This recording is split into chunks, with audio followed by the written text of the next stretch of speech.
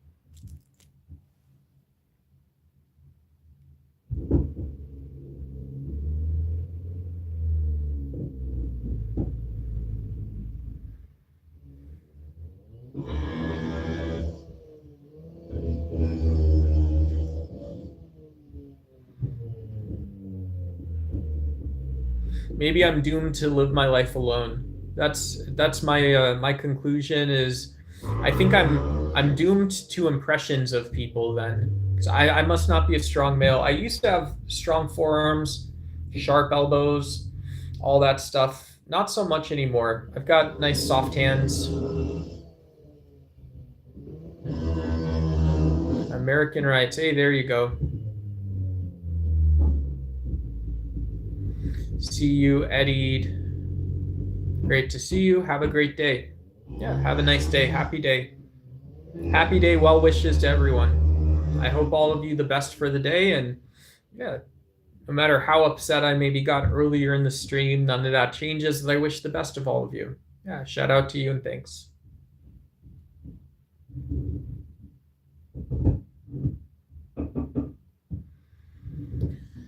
Shout out to you and thanks.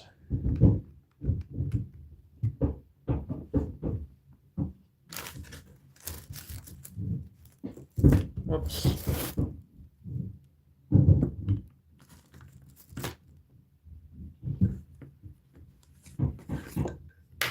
It's just small adjust.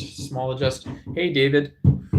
Finding a church that supports your views. I wouldn't, as someone who's a spiritualist, and let me just check. Hopefully, I still have audio with you guys. Do I still have audio on with you guys? Hopefully, I still have audio with you guys.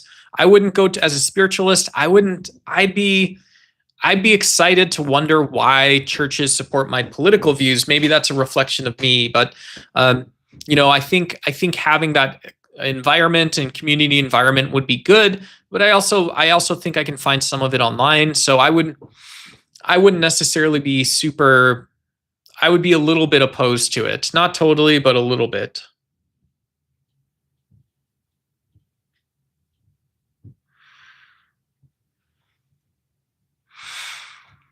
As a real American woman, I can say that women's rights are not as they are portrayed in reality. I would seek to change that for women.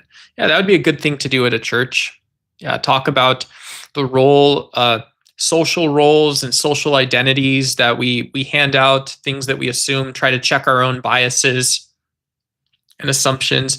In the modern era, we hear things like, "Oh, it's a chopped female, chopped male," and women have always had borne the brunt of this, these, tropes and bad ideas about specifically for some explicit reason. Sorry, I just froze for a second there. And yeah.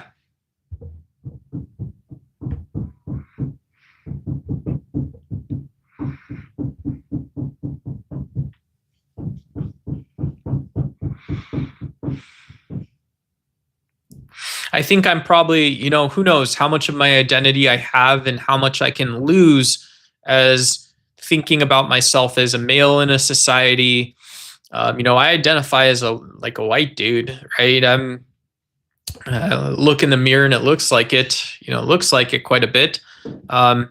So, am I supposed to say I've got that going for me? I don't know. Man, I've made so many mistakes in my life. I've made huge mistakes and but I think churches do want people broken down a little bit too. Maybe that's wrong. Maybe that's a wrong view. Churches don't want people broken down, but okay, prove it. Demonstrate it. Demonstrate the point. Demonstrate the point. Demonstrate it.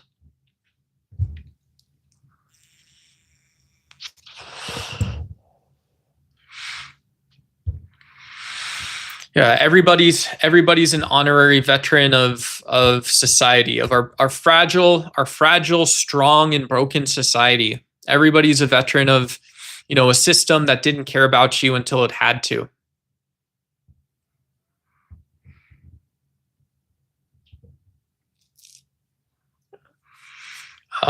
Hey, Tammy, we're supposed to learn in school. Yeah, we're supposed to play nice with each other. Thanks for the talk yesterday. I appreciate your time. Yeah, shout out to you. I hope you're doing well.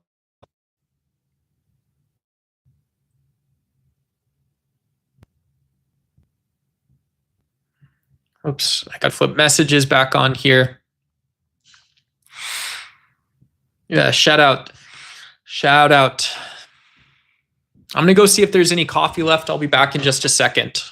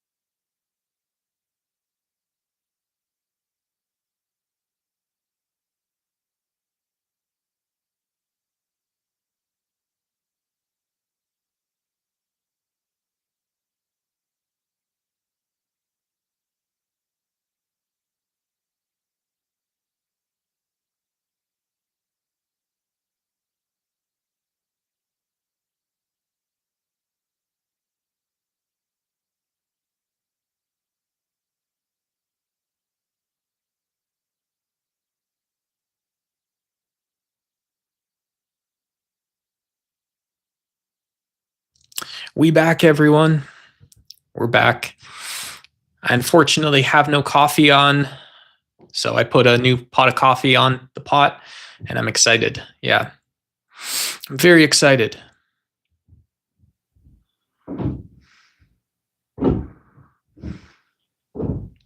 Yeah, of course. Thank you. Thank you for the kind words, and you're always welcome. Yeah, you're always welcome, just like everyone else too. So, hope I can be, whatever, just a YouTuber guy that does this stuff. Man, the other stuff's for the birds. I'd rather just hang out and meet people, talk to people, all that kind of stuff. Gonna be a cult leader one day. Yeah, make sure I don't become a cult leader. Yeah.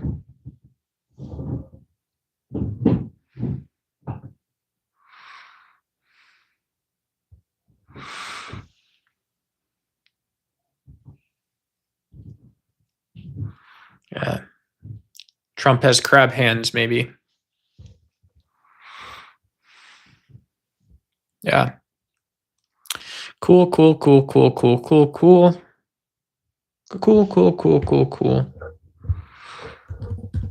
See, is there any appropriate news stories today? Any appropriate news stories? Let's see.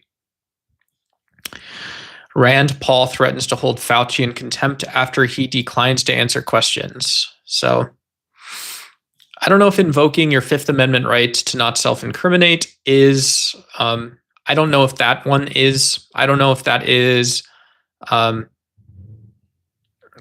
reason enough to hold someone in contempt. Could be, I don't know. CNBC is reporting that the Secret Service illegally surveilled Comey in the Trump 8647 threat case. That sounds inappropriate. That also sounds inappropriate. Iran hits U.S. in Jordan. U.S.-Saudi strikes on Iraq. Is the war spreading? Yeah, we talked about how this is after a long follow-up.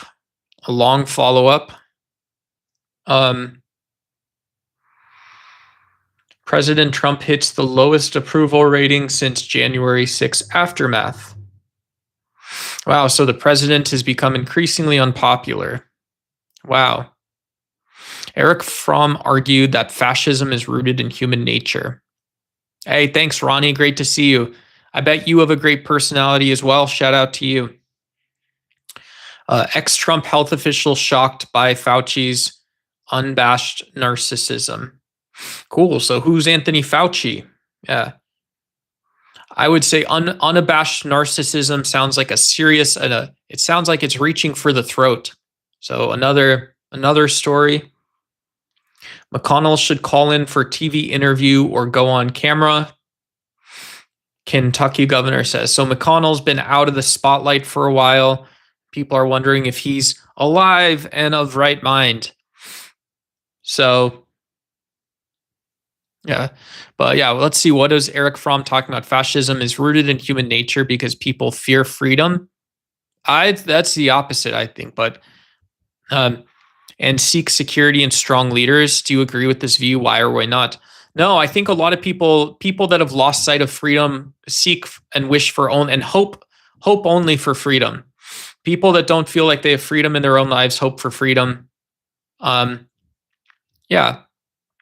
And seek security in strong leaders. And yeah, I think there's cynicism and skepticism around seeking leaders. I'm sure I've got some of those sort of, because I'm a male, so I'm a chopped male, so I have some of those patriarchy genes. I probably see myself as a leader too much and should take that seriously, not pay it lip service. And yeah, and this is incongruent because I also know I don't know enough to know something about someone else's life. I know enough to know when I know. Can you guys hear me, by the way? Is there audio still? I hope. Let's see. I can actually check myself.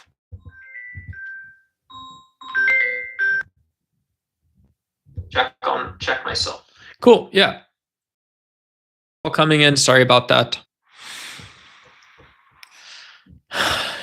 Going on and on. Studying literature didn't make it better and only got God to talk to. Parents a bit over it. Sorry. Yeah. Good. Thank you. I'm glad I've got audio. And yeah.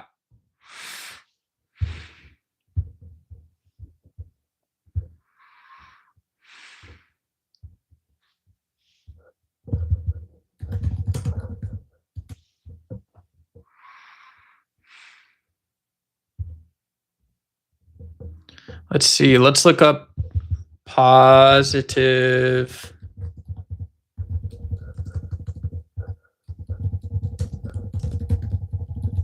Positive news headlines. The Good News Network.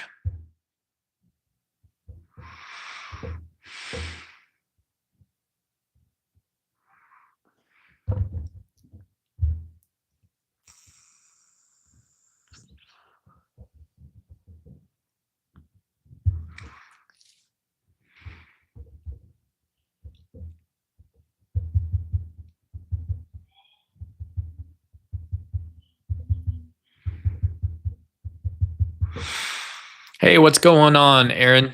Yeah, I'm checked out. I'm in the green. Awesome. Yeah. Hello. 70% of all wildfires around the globe occur in Africa during the 2 seasons in the north and south, accounting for half of all global CO2 emissions resulting from wildfires.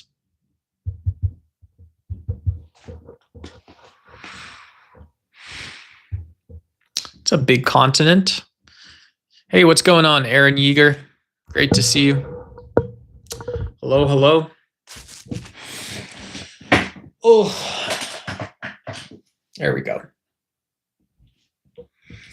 How low can you go? Can you take it to the flow? I'm from the Southwest United States. What up? Shout out, Southwest US. Y'all gang. What up? Hey, William Ray, great to see you. Hey, you're all good. Shout out to you, William Ray. Shout out to you. Good to see you again. Yeah, our past doesn't have to come with us every day. Yeah. Yeah. What up? What up?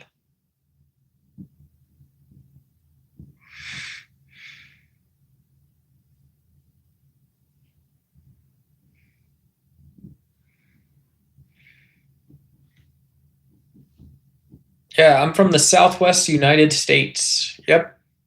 So it's a nice place here. Nice place. Yeah, it's one of these come as you are states. You can just be here. There's people from all over the country, all over the world. It's very nice. Yeah. Hey, what's going on, Arthur Ross? Great to see you. Welcome. Happy day to you. Happy day to you.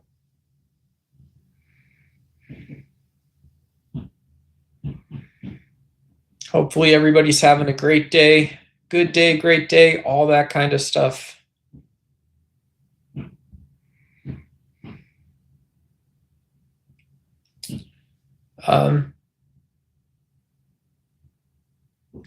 Yeah, I have a degree in social science.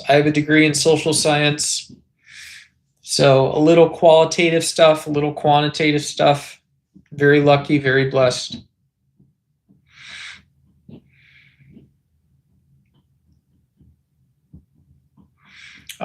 We're just hanging out and talking. Yeah, this is kind of a come as you are channel. Maybe not that much exciting happening today.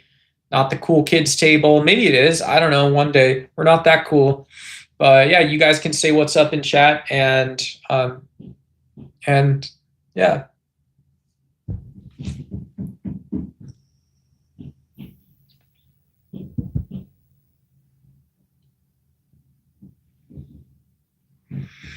A wine tour guide. That's pretty cool. Love those old world wines. Oh, thanks so much for the star. Thanks so much. Appreciate it. Hello, hello. Also, welcome. Welcome, everyone. Welcome to Ducks Y. We're a channel that we sometimes talk politics, we talk religion, we can talk philosophy, science stuff, whatever. Just hang out. I plan on stopping very soon. Drink too much. It's not fun anymore. Yeah. There's lots of books, and if you live in the US and you have behavioral health resources, use those. Yeah, absolutely use those. For people that want to go cold turkey stopping something, it takes a lot. It takes absolutely a lot. And so, hopefully in an adult sense, encourage you to use all the resources at your disposal to accomplish a worthwhile goal. Yeah. Basically any questions. Yeah. Whatever you guys want, any questions. If it's important, it's important, we don't want to feel over or under anything. We want to be able to be ourselves and succeed. Yeah. On South African topics. Yeah, I don't know how much I can contribute. If you give me kind of the nature of the situation, I know South Africa has a similar colonial history to a lot of places. You're a member of BRICS Plus, so part of a big economic group led by China and Russia, South Africa. Yeah, and so I know a little bit, but not nearly enough to call myself an expert. I can maybe converse about it. Thoughts on the African National Congress combating apartheid capitalism with capitalism, perpetuating inequality.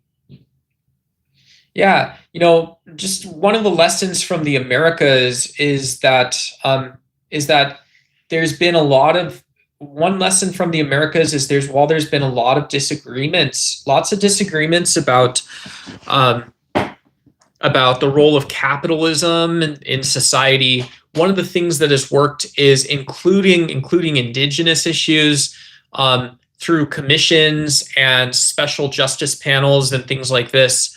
And so when you have something that's like a national policy but doesn't really speak to the root of oppression, you're always going to have these sort of like democratic shortcomings. And so people watching for democracy in South Africa, as well as watching for watching for inclusion of issues of blacks in South Africa. We may see people being pulled in two different directions where normally you wouldn't expect that. Yeah, and that's kind of how I feel about that a little bit. Escaping reality out of boredom is not on. Life is precious. Yeah, shout out. Yeah, I hear that. If you guys think life is precious, go ahead, double tap the screen, like the video. Yeah, I think all life is precious, ours, others, and yeah, and I don't think it's I think there's a bad reputation of people that support life, that you have to be all in activism, kind of this kind of stuff, and I don't see it as incongruent to just live our lives being respectful, just knowing that there's a virtue or a value of being respectful of other life. Do you feel democracy is not suitable for the third world country, as also argued by Mill? Yeah, I might be a little too Western in my views that wealth enables more of the government to be responsive for and be of the people. And this is just one path. This is maybe the most known pathway to democracy, is that you're wealthy enough, you can trade enough, so your property rights can extend through the political structure and prevent external pressures. And so, I don't, instead of thinking in terms of the third world as well, I support neo-Hobbesian politics, not to get too technical, but neo-Hobbesian politics say that we spend time prioritizing crisis style politics sometimes, and sometimes it's addressing foundational institutional questions, would be for a Western audience.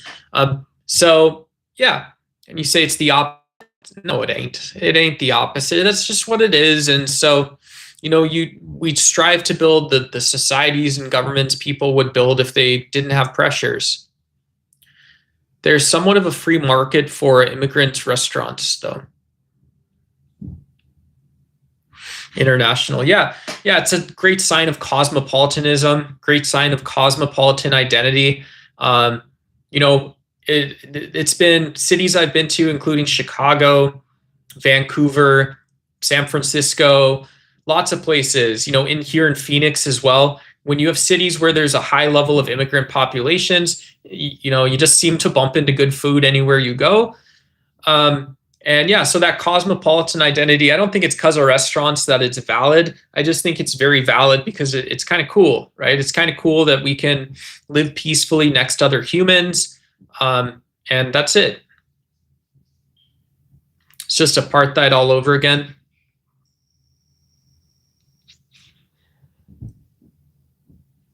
Corruption is a big issue. Wow.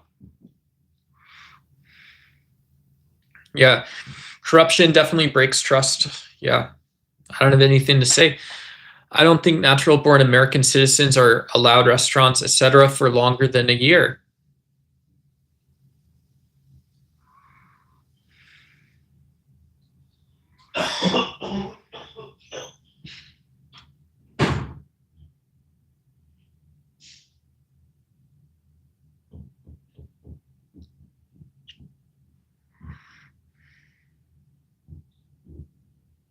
Hey, what's going on, Amine? Great to see you. Great to see you.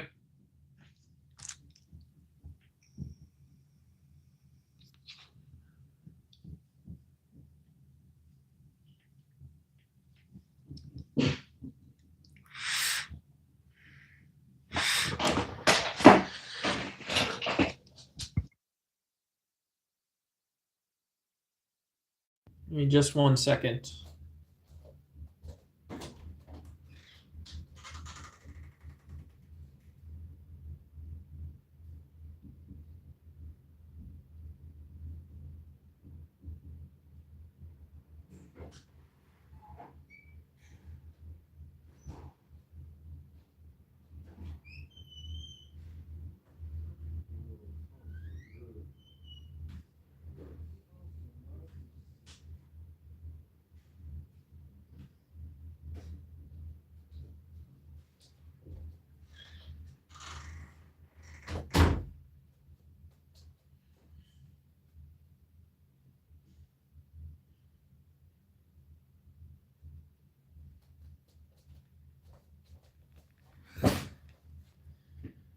Oh, cool.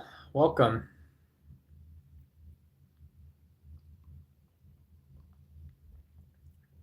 I believe nationality should be based on birth alone, therefore being tracked and penalized equally, unlike today.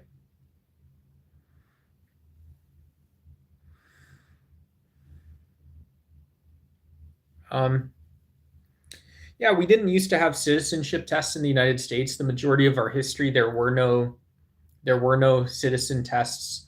Um, and so, you kind of wonder why in a large economic free trade zone, that's just the nature of what it was. Um, you didn't seem to have the litmus test. Municipal and local courts did a lot for immigration in the past in the United States. So, this is unique to our history. And typically, when citizenship expanded in the modern era, it was largely around economic and community empowerment. So, these were strong political reasons that got everyone voting to allow people into the United States and keep us competitive. In fact, the name of democracy, only a few elites are controlling power, and there is a false illusion that people have the right. Cool.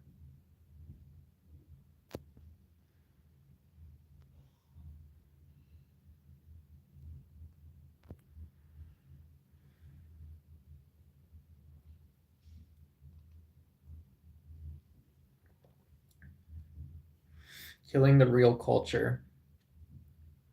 The dollar exchange trade has become a mess of money worship, therefore killing the real culture.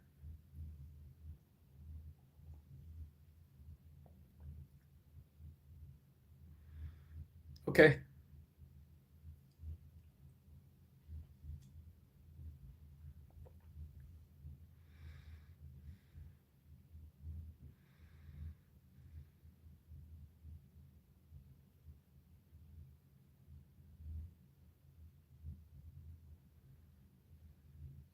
Hey, what's up, Chris Braun? Great to see you. Oy vey. Yeah, oy vey indeed. Oy vey. Yeah. I think accurate, this is one, history's never, here's my opinion as sort of maybe when you think of a left or a right-brained creative kind of guy, I think the true history that actually existed is usually less complicated because if you accept 9 times out of 10 things look how they look, then the history is not that complicated. It's that when people are making stuff up, they make it more complicated than it has to be. Um, and so it leads us, I think, into made up problems because we're not ready for solutions or things like this. And yeah, it's a great space to sort of debate within and argue within. But I think there has to be those on ramps towards accuracy. Um, I would never want to put it on someone else, that responsibility. But yeah, it is wrong to lie to someone. It's wrong to tell someone a false version of what reality is like. It's wrong to lack humility and then go forward and share our worldview because we lack humility and we end up steering someone down the wrong path. Throwing shots, right? That doesn't seem that controversial. 6'7", 6'7". Yeah, thank you. Shout out. What's up?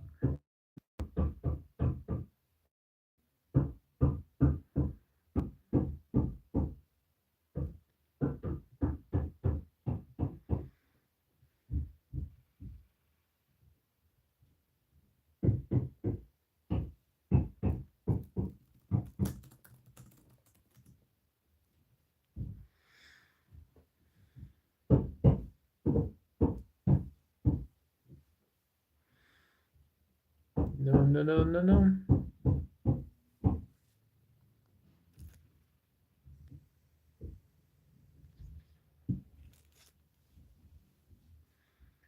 Talent was very much the true American spirit in inventing and performing for others.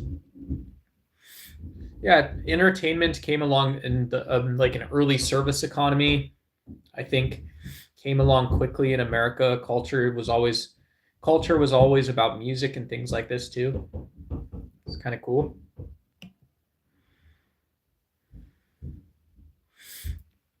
Yeah. what would I do if I was in office? Um, yeah, uh, like a lot of people operating in a weaker form of democracy where democratic institutions that include local politics. This hasn't changed. This is just how I think the book knowledge should have been applied for a long time. And Donald Trump's tried to do it, but he's always clawed power back.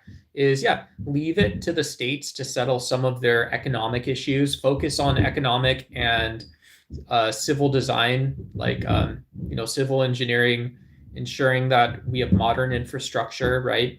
Meeting those sort of base needs, seeing what you can learn while you're doing that, and then try to alleviate geopolitical pressure. Right, this builds stronger forms of democracy where people feel their voice is more represented in local politics, and it brings to light more American issues that I think patriotic Americans would care about, right? Even having a debate about minimum wage would be better than not, right? Leave that door wide open. If it's at the level of the federal government, you should have constitutional conservatives, more libertarian leaning Republicans that get to pitch into ensuring freedom and liberties guaranteed under the Constitution are true, right? And so would be undoing the damage that Donald Trump has done, changing, a president who wanted to change like staffing guidelines and stuff for federal agencies based on hateful rhetoric, based on hate-based identities,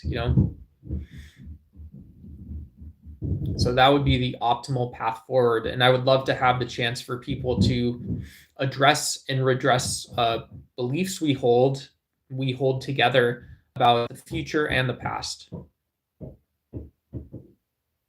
The nurturing empaths are the main culprits. Yeah, blame the people that will accept the blame. That's a great strategy.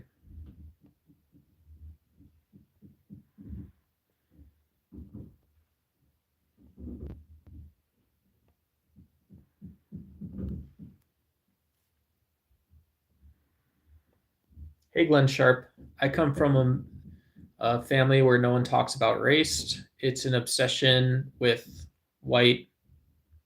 Yeah, you're. No one was talking about race here, and you brought it up, Glenn. So that's, you don't need a big version if you're talking about a manageable version of history. No one was talking about race, and now, Glenn, you're bringing up race in chat. So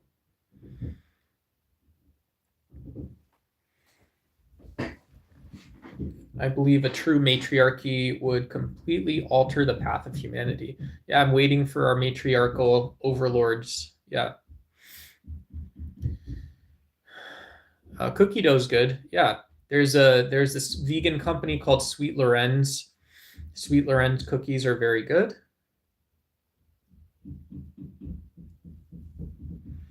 Yeah.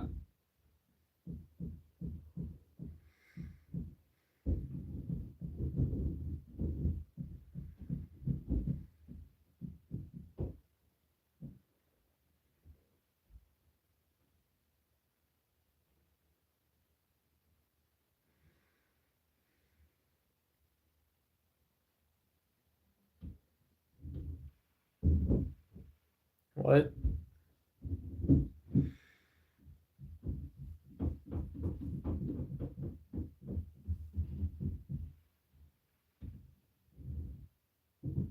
I don't know what that means. I think people could be critical of Donald Trump's stance towards women, and what seems like a haphazard inclusion. So, yeah.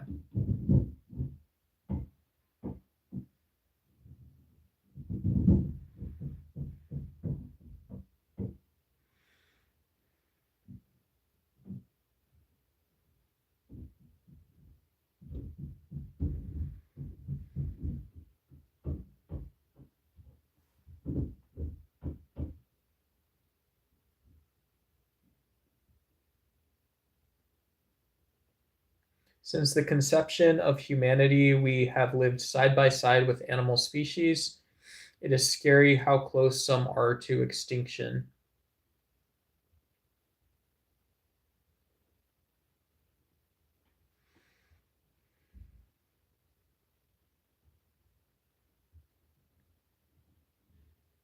Aw, thanks so much. Yeah, very pretty flowers. I appreciate it. Yeah. Yeah. We're all part of, taxonomies kind of made up, you know, um, in some sense, yeah, feeling, feeling a connection to the planet, like hippie stuff. And okay. Oh, okay. Okay.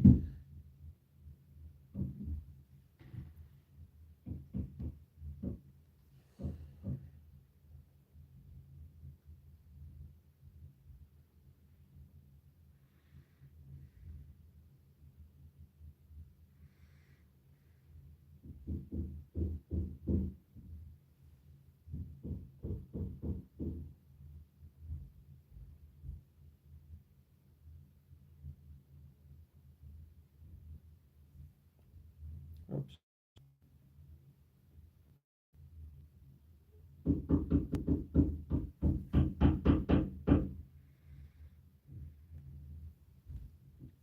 Oh, there we go. Do you guys want to see the flower ducks? Here's the fleur de lis. Here's the. I wish I could get you guys emojis. Could get everyone, but those are our two flower ducks that we have in chat. They're very nice. Aw, aw.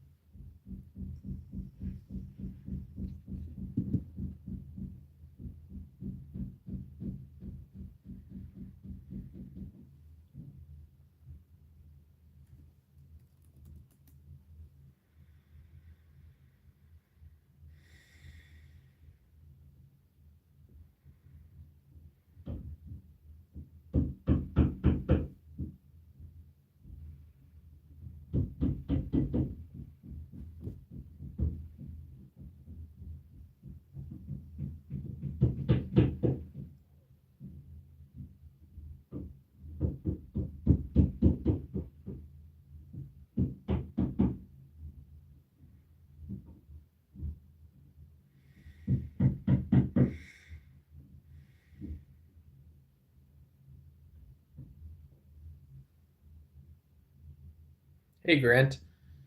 Great to see you. Yeah, I don't know. I don't know who I am, who I'm supposed to be. Yep, yep, yep. If you think about it, YouTube is a platform for talent similar to vaudeville possibilities. Yeah, man. Yeah, man. The complexity of nature reveals God's face. Hear his whisper in the silence of beauty.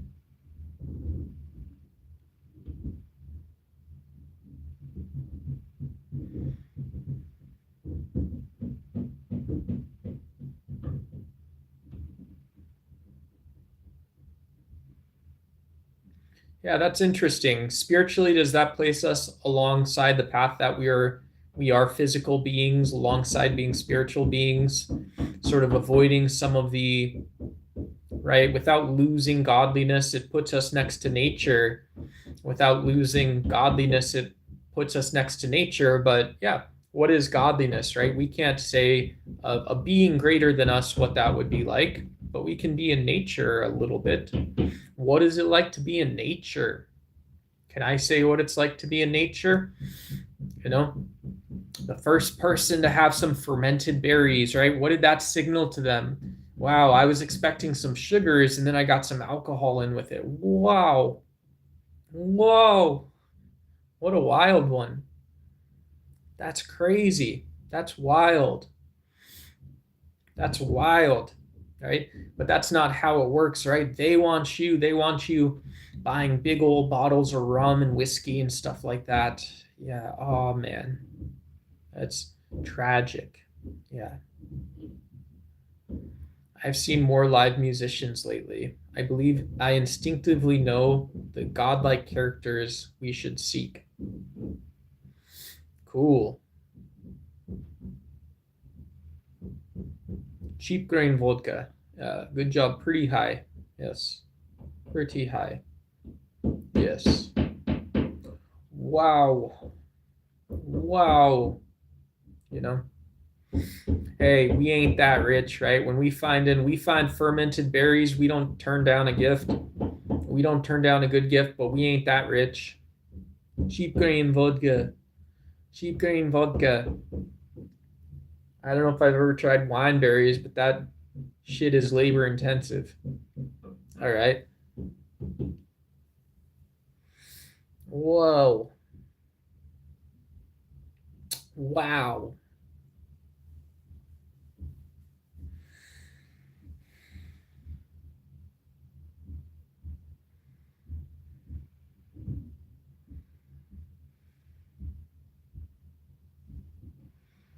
I didn't know Gavin Newsom had an affair early in office. That's sad to hear.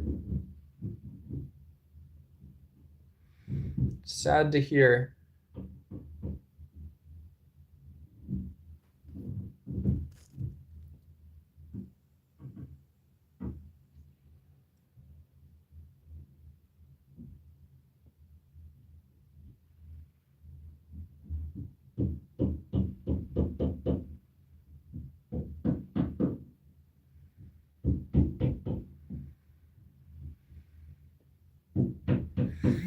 Hey, I'm doing well. I'm doing well, thanks. Yeah, having a good day. Hanging in there. There's roofers over. There's roofers in my building, so I'm kind of hiding inside a little bit today and stuff like that. Yeah. Yeah. Yep. Awesome.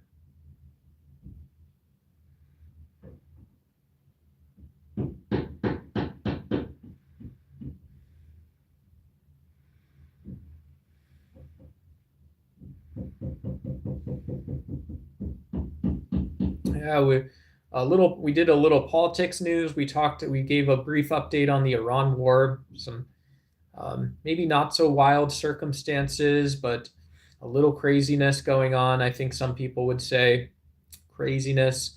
After a brief pause, it re-escalated, and then yeah, religion, philosophy, whatever you want.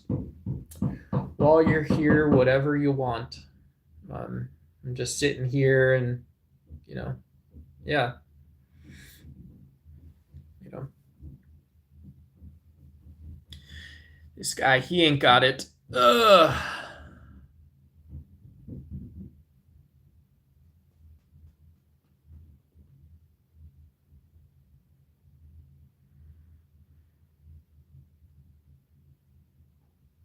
It's 14:30. Um, yeah, it's nice and early in the U.S., not South Africa. It's early. Yeah, it's not even 11 a.m. So I got morning while you guys got evening and afternoon. Good evening, everybody. Good evening. Shout out to you wherever you're tuning in from. Good to see you. My name is Nathan or Duck. And yeah, this is a space for everyone, space for everybody, anybody, all kinds of stuff, whatever it is you guys want. And yeah.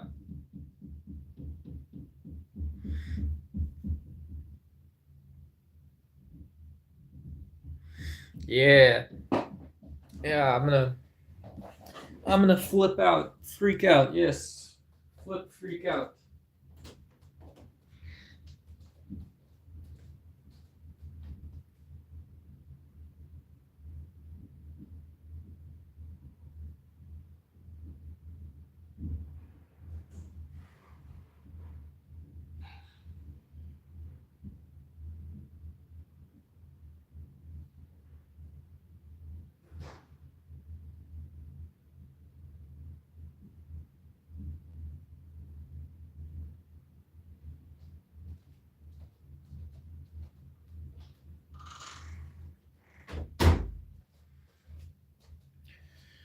All right, what are we doing?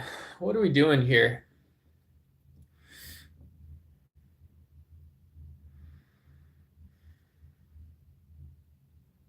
Bomb, bomb. Bomb, bomb. One red super chat for coffee and cigarette teeth. Hell yeah. Just kidding. Just kidding.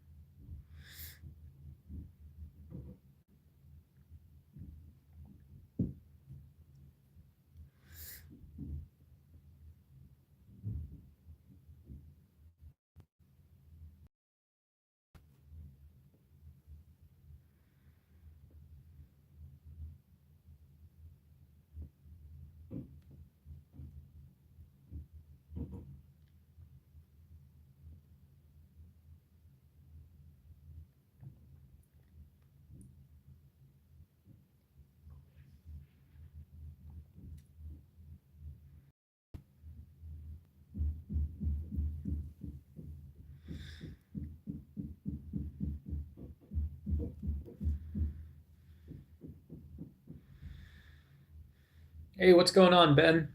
Good to see you. Great to see you. Welcome. Welcome.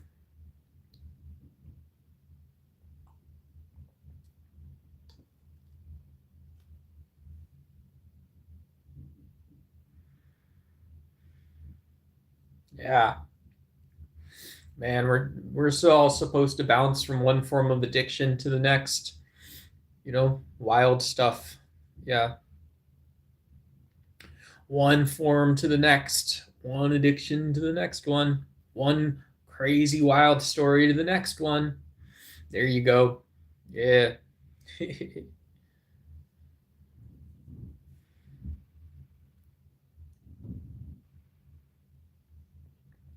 Yeah. And they make it that way, right? They put 20 cigarettes in a pack, so always know how many you're buying. Doesn't matter the pack of cigarettes, you're going to buy a pack of cigarettes, someone's going to.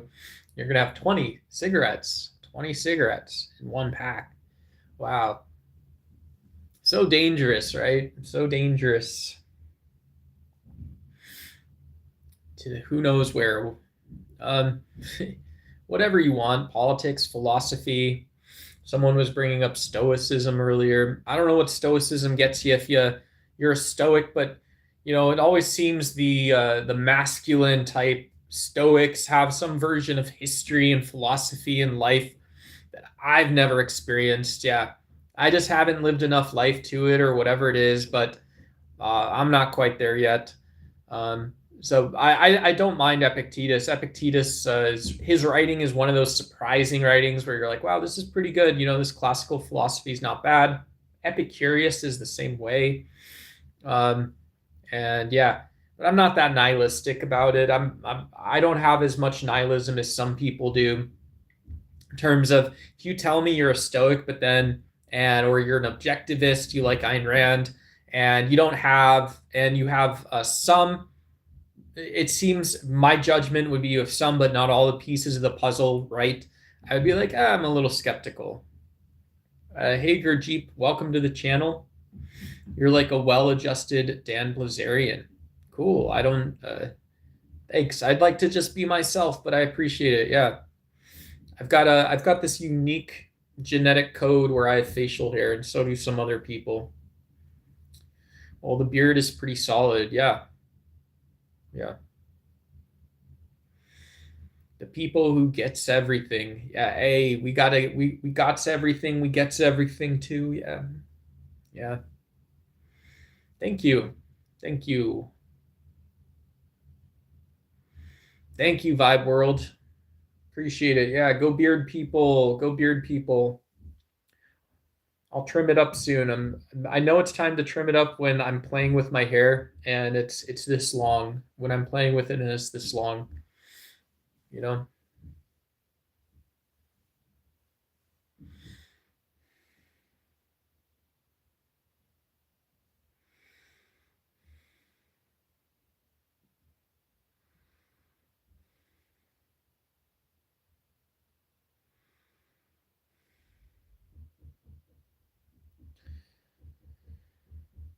JD Vance described Lindsey Graham as swashbuckling. Our politicians are talking about each other again. It's not that surprising. Yeah, finding time to be with each other, be with each other, be with each other. Am I living inland or by the coast? Inland. Yeah. I'm in the Sonoran Desert. So the Sonoran Desert's pretty far from the coast. Yeah. Is it weird nobody wants to watch this after so long? No, people can tune in or tune out after a while, and that's it. Yeah. I'm not trying to. Maybe I'm not trying to. I'm trying to do too little, Anthony. But yeah, it's a big club, and we're not in it. Yep. Yeah. It's the place for all of us to go. Yeah.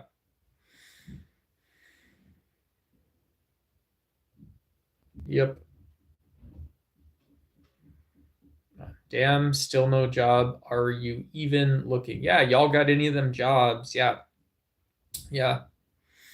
I would like to have a job, but I don't mind being here too. I like talking to, just even saying hi, seeing people in chat, stuff like that. So yeah.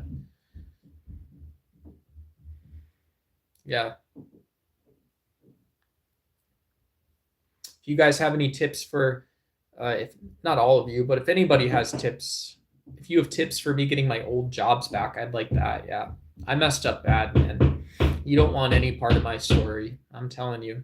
My story is mean, cruel, and nasty.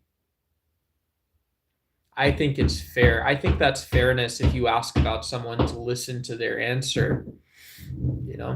There's people around YouTube that don't want to be judged. And so we're a place where everybody's welcomed, and that's it. Hey, Bloated Toad, good to see you. Nice little YouTube emoji and stuff too. It's just one message got removed. I hope that tells you kind of, you guys are everybody's welcome to be here as you are and stuff like that. And yeah. What's that mean? What's that mean to us, right? What's that mean to us? I don't know personally. Am I a Kamala? Am I a Kamala Harris supporter? Yeah, I support Kamala Harris. Absolutely.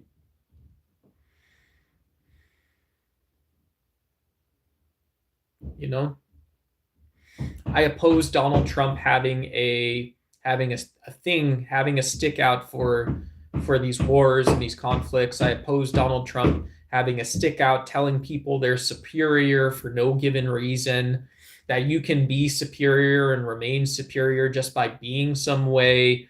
You can be going on your road, going on your business, being superior for other people. I don't agree with any of that stuff. Yeah. I do lives occasionally. I don't care what anyone says at all. First Amendment. Yeah.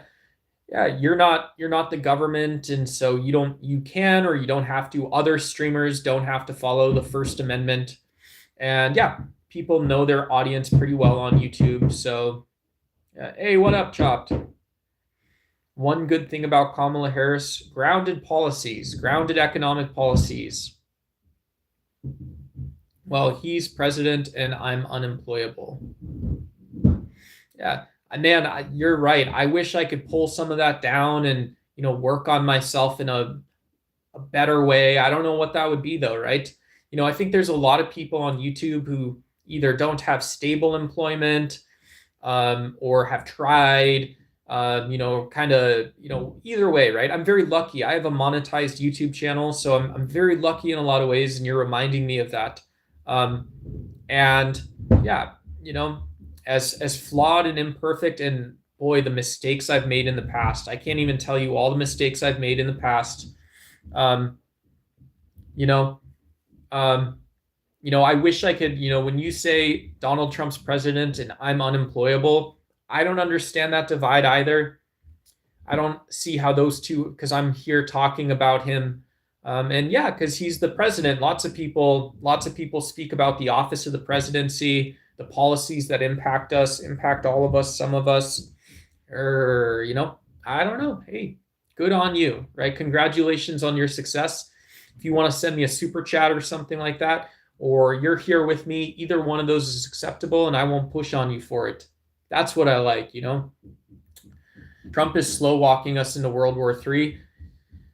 Yeah, it's everything's up. It's adding. When I see something adding, if it's not peaceful or producing peace, I think it's going to be about aggression then, right? This is why I don't believe in like a force doctrine or you have to fight and be strong to win, because you can add things that make life more peaceful. Who knows? Maybe there's a sustainable form of a power plant or something that gives people the electricity they need to connect with the world on their phones, or a way to get to work. These things are additive. Nothing's black and white, but I see that as generally producing stability and peace. I don't see spending money on the military as a good thing.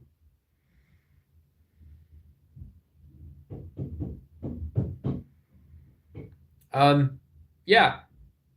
Happy birthday to you, and Twitching Samurai Official, happy birthday. I hope you have a great day personally. And the way to grow subscribers is producing shorts people want to watch, making videos that hit the algorithm, or going live. So good luck and congrats on that. I look much happier today. Hey, thank you. Wow, my eyes. Thank you. Thank you again. Very kind words. Trump is literally the only president that has gone to North Korea to ensure peace. Yeah. I think a token of Donald Trump's sort of strategy with leaders doesn't speak to his actual control of circumstances. And so the reason it's important to bring up some of my naysayer attitude or my naysayer beliefs is because, well, what are we ultimately going to produce? I wouldn't want people being deceived that because they were superior, they had a superior attitude and were right in the first place. They saw over something no one else could, and they just had to be right, that you deserve that version of the future forever, infinitely and forever. That version of reality may not exist, right? Maybe, and it's not unforgivable. There's a lot of people that make mistakes, that you're allowed to make mistakes. But saying that Trump goes to North Korea to ensure peace, and then therefore what? Therefore what? I remember Donald Trump has commissioned a new nuclear weapon. Donald Trump's talked about opposing Russia's new battleship with a bigger, faster battleship of our own. Those aren't things peaceful people consider or do. Those aren't things that peace knows about. Peace can't know about those things. So if I'm of peace and I can't know about it, and am I right to say that, well, that's not of peace? I would hope so. I'd hope to have the discussion at least. That's how I see it. You just went on a complete tangent that had nothing to do with what I said in the comment. I'm sorry you feel that way. I apologize that you feel that way. Mutually assured destruction is necessary on this planet, unfortunately. Cool. We talked about that a little earlier today. My religion forbids LGBTQ. Is that like okay with society these days? Yeah, I think there's universal declarations of human rights. Zohran Mamdani brought up universal politics the other day, and irrespective of where you fall on it, one would think that most societies should have a way of securing people's rights and liberties in the household. People's rights and liberties in the household, and so FBI agent Potato, I'd be missing some of the argument to use your personal faith beliefs or upbringing to limit other people's rights. Hey, see ya. Have a good day. Thanks for stopping by.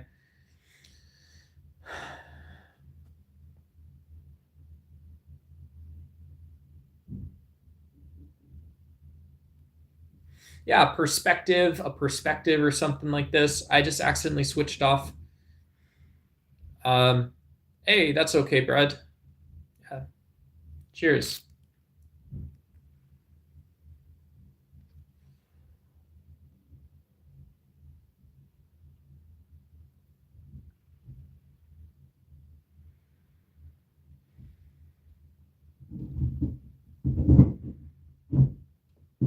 Yeah, thanks. Thanks. Appreciate your time and everything too. Thanks. Dimon Russia. Hey, what's going on? Good to see you.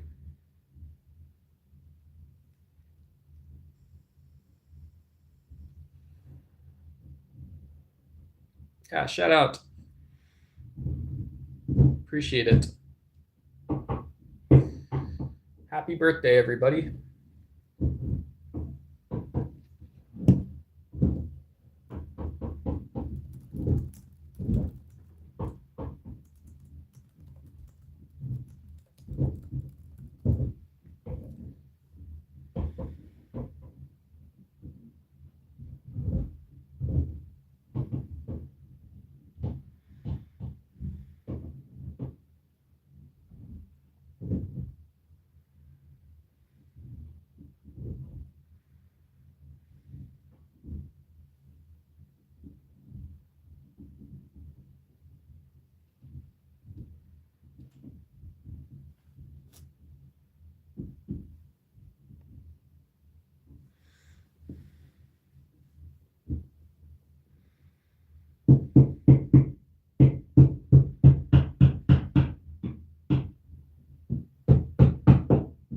All right, guys. I think I'm gonna call it on this stream today. Thanks so much.